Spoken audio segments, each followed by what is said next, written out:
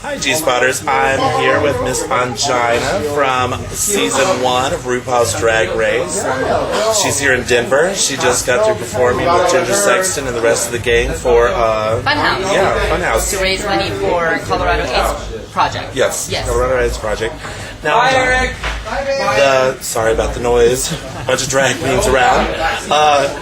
So, I know this is a cliche question, but how has it changed your life? It has changed my life to the better. I mean, I have a better relationship with my family because I have no secrets. With my friends, you know, everyone that knows me is kind of like you get the raw, real Ryan/Ongina.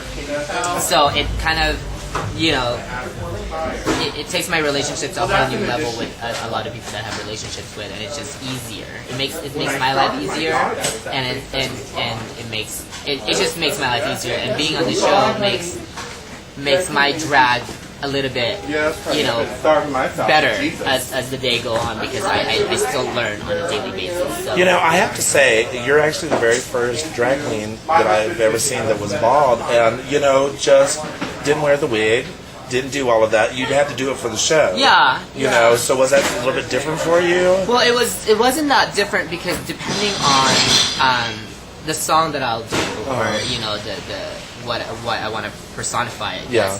I will wear the wig if I need to, but I'm most comfortable like this. Well, see, and I love it. I think it's Thank very you. unique. And going back to the No Secrets, was that, I mean, it seemed spontaneous. Was that just a complete spontaneous, vulnerable moment? It really was. I was so happy to have won the challenge because of what MAC AIDS Fund does for people like me. And so when I won, I was just overwhelmed with my emotion, and it just kind of burst out, and I just announced it on national TV that I am HIV positive, because I want to put it in the forefront that you can do whatever you please, you can do whatever you wish and believe, and you can be just as fabulous no matter what life, you know, throws at you. And HIV isn't a death sentence. No, it's totally you know, not. It's you can live with it, and you can live a great life. Yes, and I always said, you know, if it happens that I die tomorrow, it's because God wanted me to, you know, to die tomorrow, and because I've accomplished so much in my life, me being only 17 years old.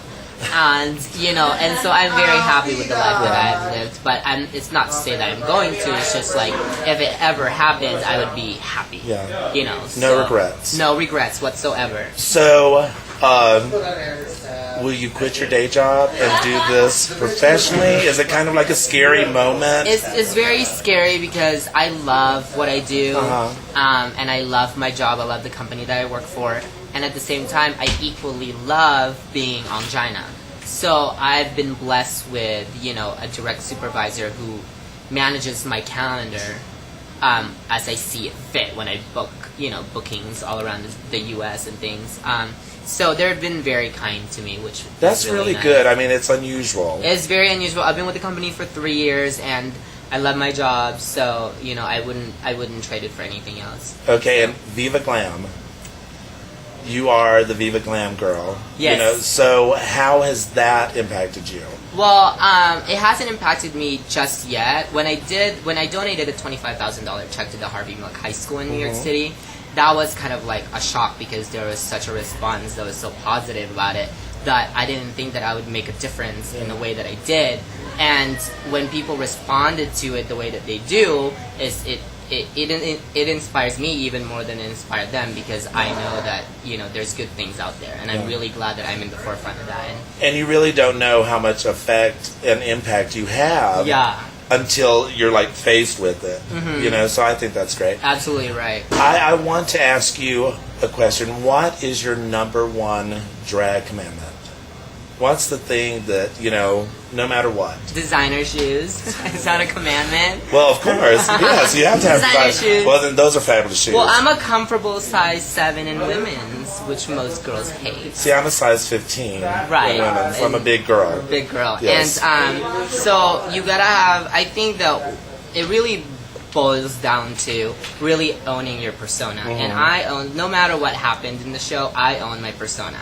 You were real. Yeah, and it's it's just like, it's either you get Ongina or you get nothing, because I'm not going to compromise the artistic expression of what Ongina means to me just so I can win $10,000. Well, it's all about integrity. You know, I make that in 2 weeks. Yeah. So. Okay, I'm going home with Ongina. She's buying lunch and a shot. Lunch on me. I want to ask you one last question. Yeah. Who is this? I should have won that challenge. I should have won that challenge. It's me. I should have won that challenge. That would be Miss Chanel from Las Vegas. And you know, you only saw a part of it. She seems like a very sweet girl. She is. And this is the thing, though, when we had this conversation about how we were edited, I'm very happy with the way I'm edited. Yeah.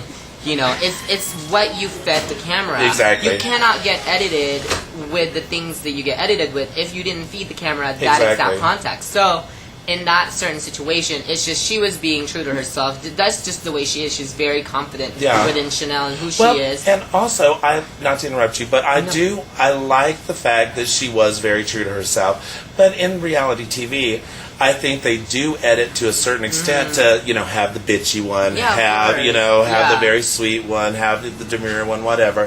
So it was great because actually we would do interviews, like the confessionals per se, and they would ask us all these questions and things like that. So you see some of the confessionals that were done like days before, and then they used it for, the fifth episode. Yeah. I'm like, that didn't happen that day. I didn't say that about that girl that day, So, but it makes for really good TV. You signed up for it. It's on the contract. And you're an open book. It's a 36-page contract. Yeah. You read through it. My mom's lawyer read through it. I knew what I was getting into, and I got into it. And now I can only thank everyone that actually took a chance on a hybrid drag queen like me. Well, so I'm really happy. Well, we loved you here in Denver. We loved you on RuPaul's Drag Race. We know you're going to have fantastic things happen. Yes, you can check out all of my dates on Ongina.com. Okay.